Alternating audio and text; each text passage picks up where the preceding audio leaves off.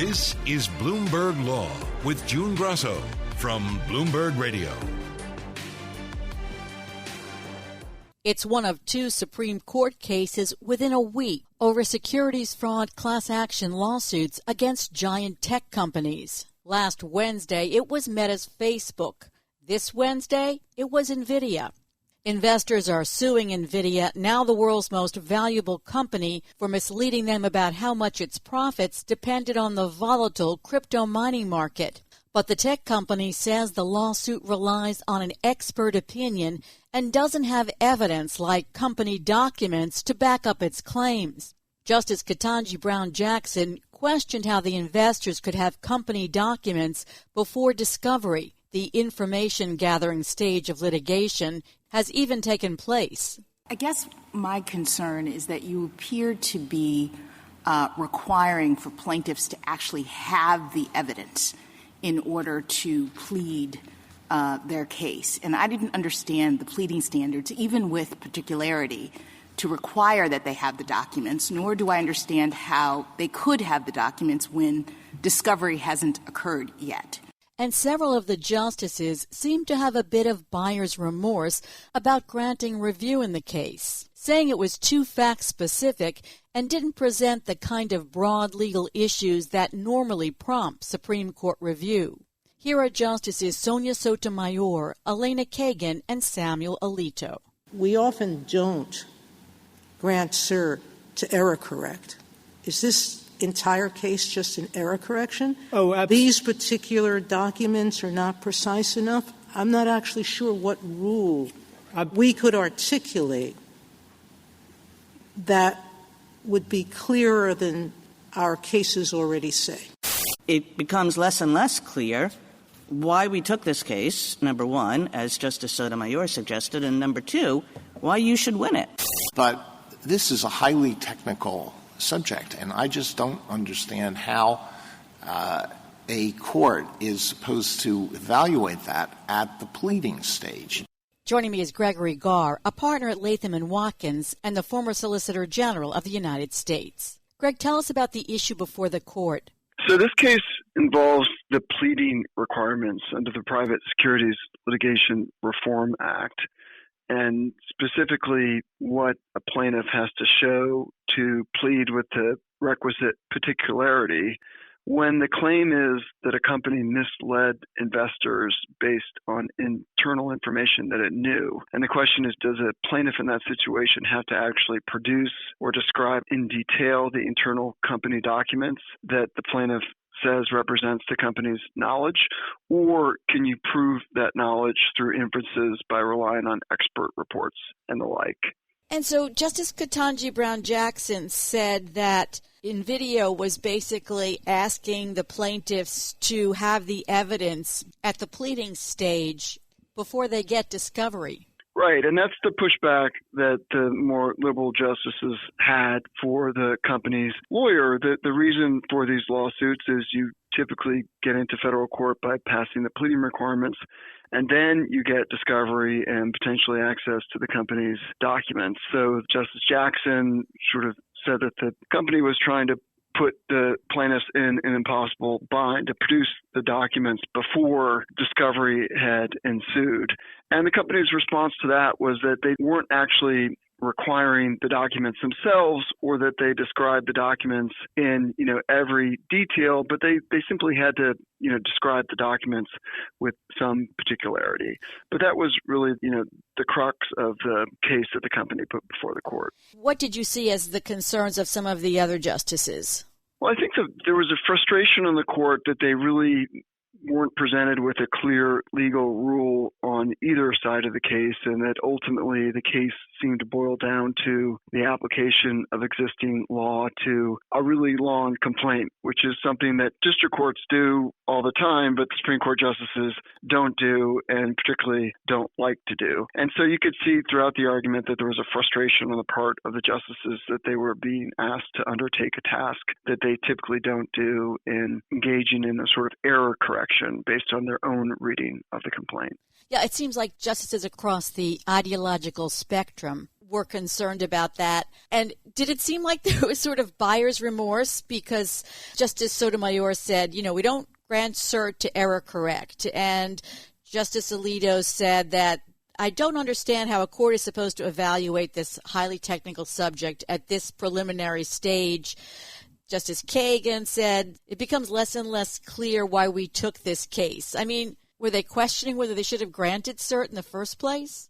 I think they were. And, of course, the Supreme Court gets to decide which cases it hears every year. And so it can pick the cases it likes. And here, I think you're right, that there was some buyer's remorse, that the case, once it was fully briefed and presented to the court at argument, wasn't necessarily the case that they thought they were buying when they agreed to hear it. And so one possible outcome is that the court would simply decline to decide the case at all and to dig it, which means that they would dismiss the writ of certiorari, that the writ agreeing to hear the case, as improvidently granted. So the case could simply go away. Justice Kavanaugh expressed a concern that outside groups and Nvidia's lawyer had raised that the Ninth Circuit decision below here created a sort of blueprint or roadmap for plaintiffs to get around the heightened pleading standard that Congress set out in the Private Securities Litigation Reform Act. Right. And Justice Kavanaugh was probably the most outspoken justice on the side of the company at the oral argument. And his concern was that if the Ninth Circuit decision in this case is allowed, then it just creates a blueprint, a recipe for plaintiffs to file where anytime you have a stop drop, you can just go out and find an expert that would put together numbers that would contradict a company's public statements, and then allege in a lawsuit that the company keeps records that its executives look at and argued that those records would have matched their own experts' numbers. And so there you have it, presto, a securities action that would proceed past the motion to dismiss stage. And in these sorts of cases, particularly with class actions, that's really the ball game. Because the pressure on the company is then to settle? There's enormous pressure on the companies to settle in that context, given the potential damages. Although here, Justice Kavanaugh actually pressed the plaintiff's lawyer on what the magnitude of the damages would be, and the plaintiff's lawyer was a little bit coy and ultimately said he did not know the answer to that question, perhaps because the amount was potentially quite large. Here's part of that exchange between Justice Kavanaugh and the attorney for the shareholders, Deepak Gupta. How much money is at stake in this case? In other words, if you were to prevail ultimately in the class?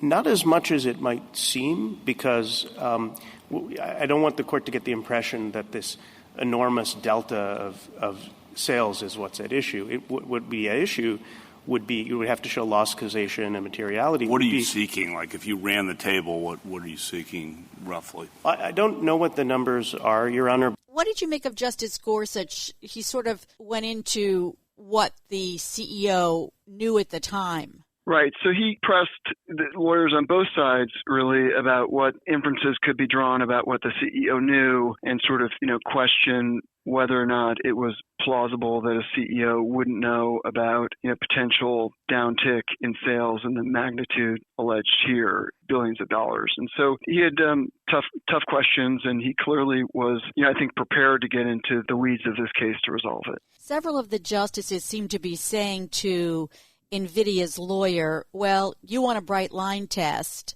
and we can't give you a bright line test. And the Chief Justice didn't seem to be happy with either side's position. He wasn't. As he put it, I think, both sides want to present this in black and white terms, but there really wasn't a clear rule on either side that the court was likely to adopt. And so they were left in this middle ground that, again, probably would produce a very narrow ruling that would require the justices to roll up their sleeves and apply the pleading standard to the particular allegations here in this extensive complaint, which is something that the Supreme Court justices, probably don't want to spend their time doing.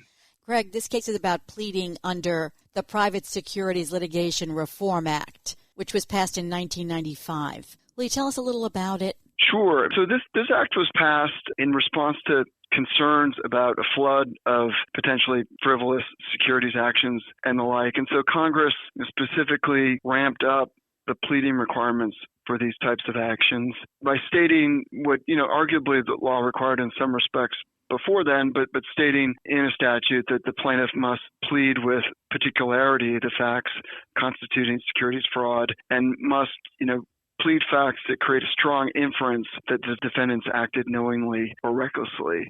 And so in this area, and with respect to pleading standards more generally, the slightest uptick in the rigorousness of the pleading requirements can screen out a number of cases. And, I think that was one of Congress's goals here and has had that effect. And so the court in this case is revisiting the strength of those standards, and in particular, the requirement of stating with particularity in this context where the plaintiffs don't have access to documents that would show what the company knew, but have an expert who's willing to say, based on his or her own opinion, what is likely the company's executives would have had or seen prior to the stock drop at issue.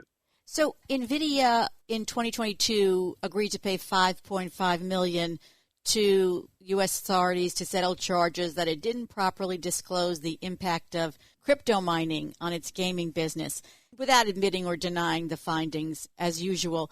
Does that have any impact here, that settlement? Not really. It came up at oral argument. The government was participating in the case, and the Biden administration came in on the side of the plaintiffs here and argued that the Ninth Circuit had gotten it right, and the justices did ask about that SEC action. But this case is really going to rise or fall on its own allegations under the demands of the PSLRA. Just last week, the justices were considering whether to shut down another class action investors lawsuit against Facebook, stemming from the privacy scandal involving the Cambridge Analytica political consulting firm. Is there a reason why they have two sort of similar cases in this term? Is this a real problem? So I think it's probably fortuitous that the two cases happen to come to the court at the same time. That said, both cases came out of the Ninth Circuit, and the Ninth Circuit has been sort of a hotbed for this kind of litigation. And so it's not surprising in that sense that some of these cases have gotten to the Supreme Court. But having taken two of these cases and heard them in the same week, and I think it's fair to say that in both cases the justices were grappling for answers, it may be a while before the justices decide to wade back into this area.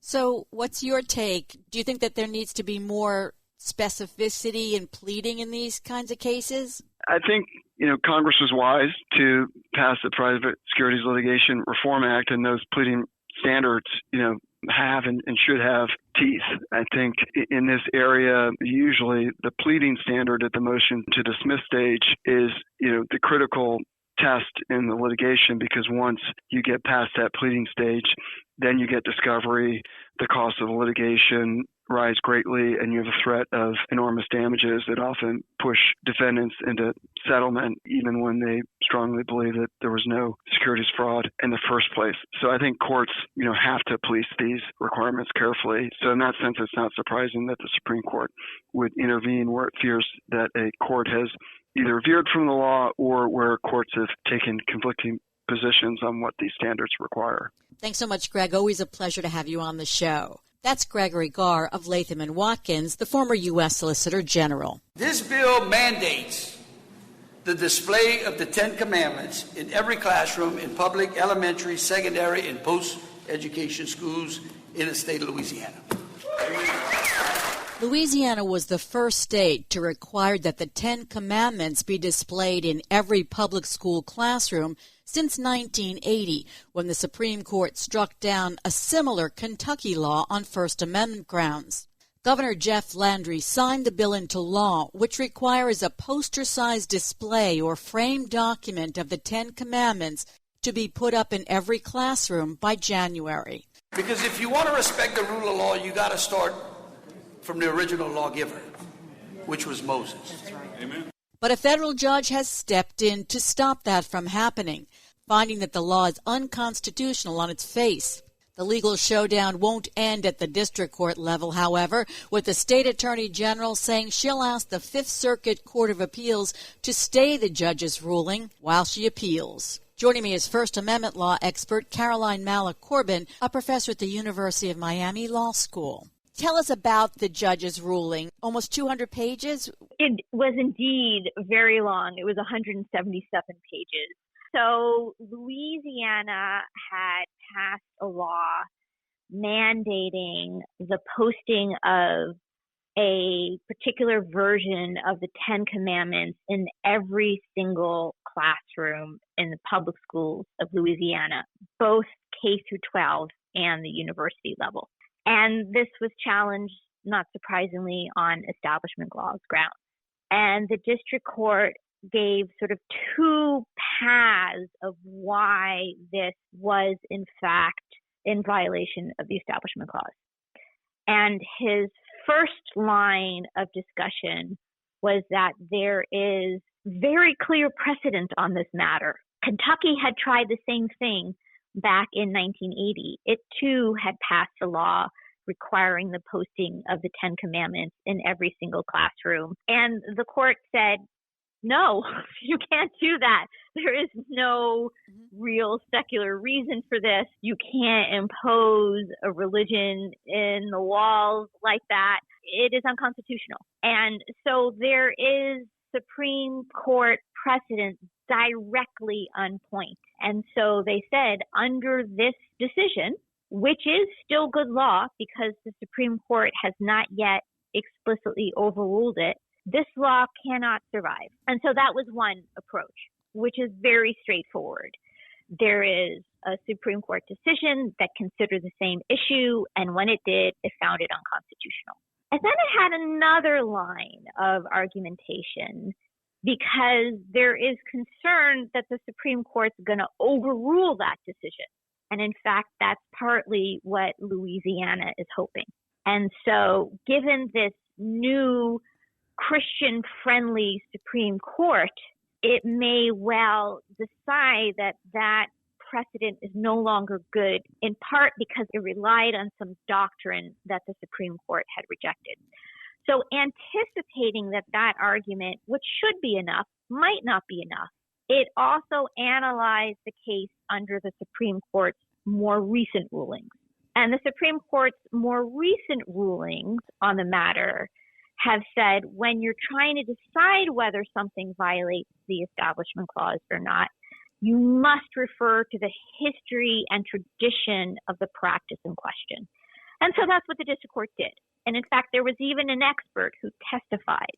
And then the question was, is there a history and tradition of posting the Ten Commandments on the walls of public schools? And the answer was no, there's not. The supporters of the bill had specifically referenced religious motivations, like the importance of children learning what God says is right and what he says is wrong. Did that come up in the oral arguments or the judge's decision? So the bill did not say that. The bill tried to claim a more secular purpose, but the sponsors of the bill were quite straightforward in their goals, which, as you mentioned, was to make sure children understood what God thought was right and wrong. And so, although the bill tried to construct some potential understanding of the Ten Commandments as a non-religious doctrine, that text was really belied by what the sponsors of the bill said when promoting it. So now you mentioned the Supreme Court, and Louisiana argued that based on the 2022 rulings in a case where I think people know it mostly as the football coach who wanted to pray at the 50-yard line right after the games. So they're saying that since that ruling, the courts have to interpret by reference to historical practices and understandings. Is that basically their argument? Yeah, there used to be several different tests the court might rely on in evaluating Establishment Clause challenges, and they have different names. There was the Lemon test, the endorsement test, the history and tradition test, the coercion test. In that decision, the Supreme Court essentially killed off two of them, and it said we are no longer going to rely on the Lemon test. We're no longer going to rely on the endorsement test. So what the court is going to consider going forward when faced with an Establishment Clause challenge is a history and tradition analysis, and also it will consider whether anyone is being compelled into practicing religion against their will. And so those are the two frameworks the court will use going forward. And the district court, in fact, used them, again, in anticipation of its reliance on precedent not being enough for the current court, and conducted a history and tradition analysis, and also found them to be rather coercive.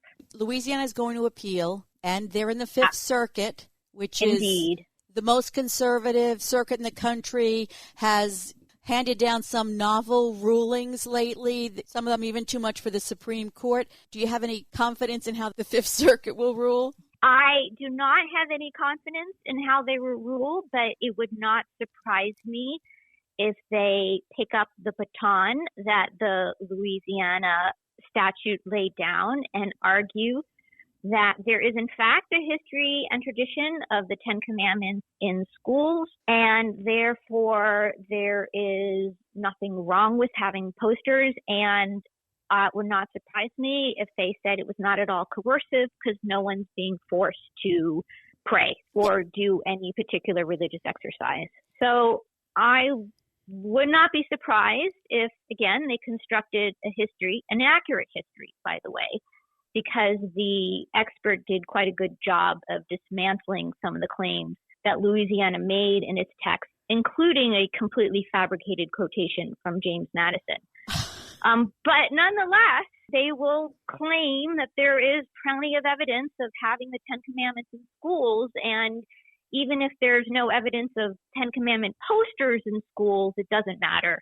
It's enough that there were mention of the Ten Commandment or reading of the Ten Commandment, and therefore there's no violation of the Establishment Clause. And they were claimed that simply looking at the Ten Commandments is not going to force children into doing anything religious, and therefore there is no Establishment Clause violation. With the football coach, during the oral arguments, there was a lot of discussion about whether it was coercive, whether the players felt like they had to pray with him. And, you know, the justices, the conservative justices said, oh, no, it's not coercive. There's a really important difference between the coach case and this case, because a lot of the case about the praying coach turned on the court's conclusion that he was speaking as an individual and not as the government. So they really viewed his action as a private person's attempt to practice his own faith. And consequently, they really viewed it through a free exercise lens and went out of their way to ensure protection of his ability to practice his religion. And that this would clearly take precedent over any hypothetical Establishment Clause claim of coercion for which there was no proof. Set that aside. But the very big difference here is there is no individual practicing their faith in this case. And there is no question that it is the government that is posting these Ten Commandments, these religious documents on the walls. And so they have to confront more directly the fact that the government is posting something that's really inherently religious. And they were able to dodge that more with the coach by saying, well, it was him practicing his religion, not the government trying to get the students to do it. So you mentioned the Kentucky case. This is a very different Supreme Court. And, you know, as you referred to, and I can't remember the last time religion lost at the Supreme Court with the Roberts Court, and especially with the conservative majority. Do you think that the Kentucky case, if this gets to the Supreme Court, that the Kentucky case will stand? I don't know, because the Supreme Court has traditionally been especially mindful of the Establishment Clause in the school context for a couple of reasons. The first is that, you know, the children in school are considered very young and very impressionable, and therefore the government has heightened responsibilities towards them. And second is that the students at school are a captive audience.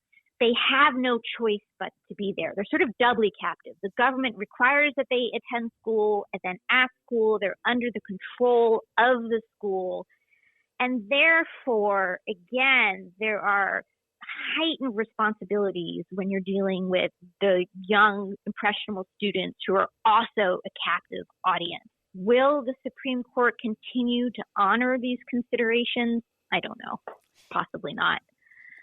So, Caroline, I know that Louisiana was the first state to enact this requirement. But in June in Oklahoma, the state superintendent ordered that the Bible be incorporated into lessons.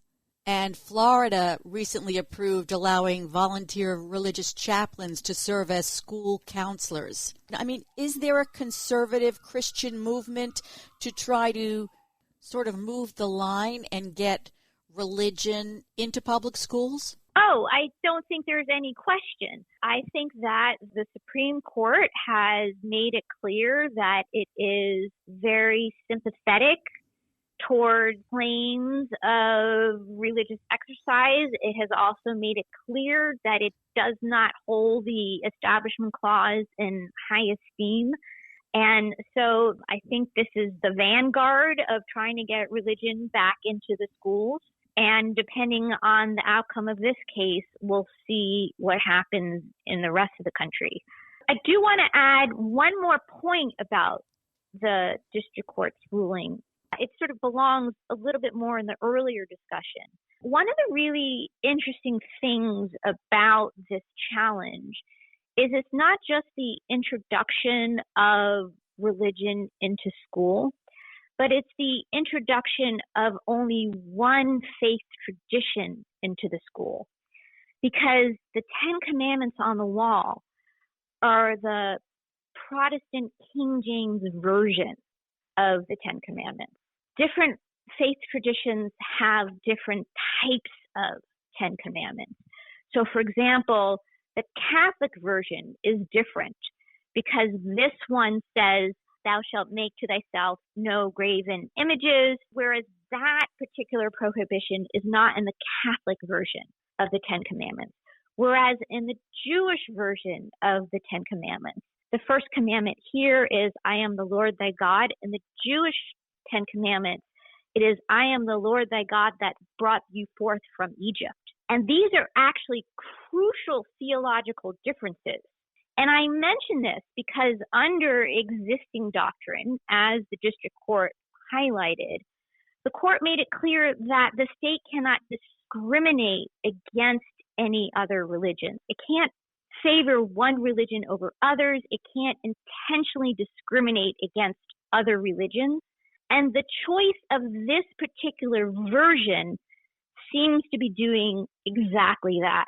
And it's particularly problematic because if you look at our history and tradition, at one point, to the extent there was any religion in the schools, it was Protestant religion, and it was explicitly meant to exclude Catholics.